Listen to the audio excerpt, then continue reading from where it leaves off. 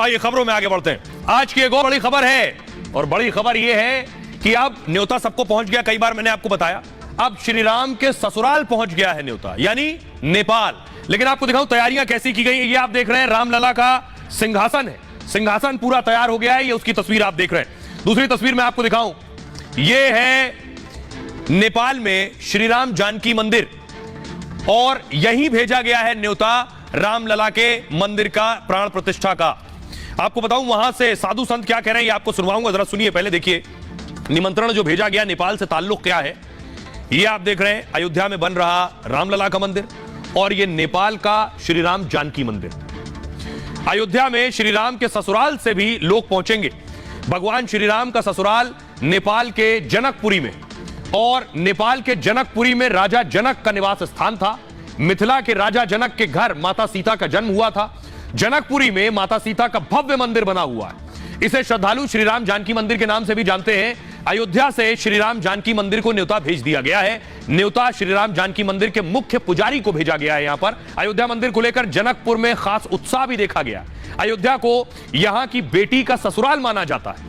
अयोध्या में बेटी के घर नया गृह प्रवेश की तैयारी हो रही है। बेटी के घर से उसके ससुराल में तोहफा भेजा जाएगा, और खबर है कि जनकपुरी से कीमती सामान भेजा जाएगा।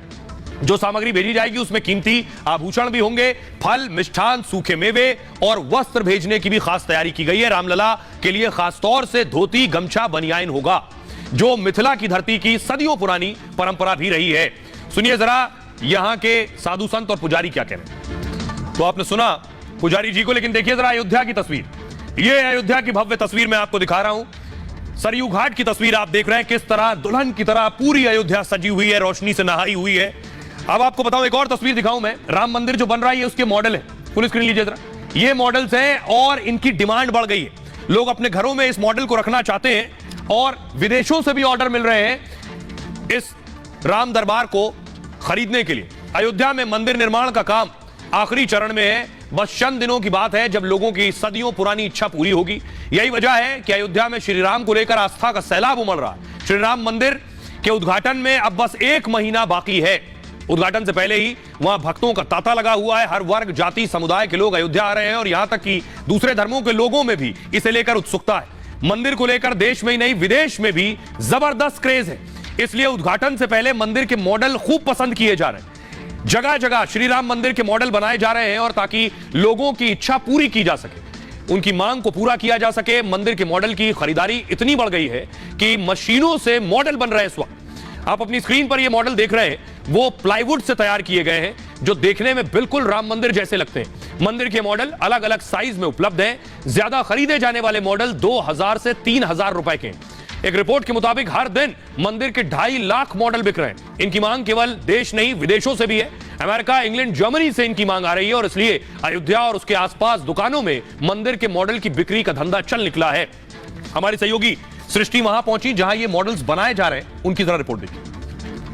आखिरकार जिनके दिमाग में सबसे पहले ख्याल आया, अवध आदित्य जी हमारे साथ में जुड़े हुए हैं, अयोध्या के ही रहने वाले हैं। इनसे हम समझने की कोशिश करेंगे। अवध जी, अभी जानकारी मिल रही है कि अमेरिका से आपके पास ऑर्डर आया है ये मंदिर मॉडल बनाने का, उसके बारे में कुछ बताइए। जी, हमारे पास अमेरिका से ऑर्डर आए हैं। बड़ी मंदिर से लेकर छोटी मंदिर तक उनको चाहिए। हाँ। जी, तो ये क्या, जैसा आपने बताया कि मॉडल्स जो है जो लोग लेकर जाते हैं, उनको लगता है पूरी अयोध्या अपने साथ लेकर जाए। जी, ये हमारे पास अक्सर फोन आते रहते हैं। जैसे ऑनलाइन भी हमारे पास जहाँ पे जाते हैं, तो वहां से जब फोन आता है कि सर आपने जो है मंदिर का मॉडल नहीं पूरी अयोध्या भेज दी है।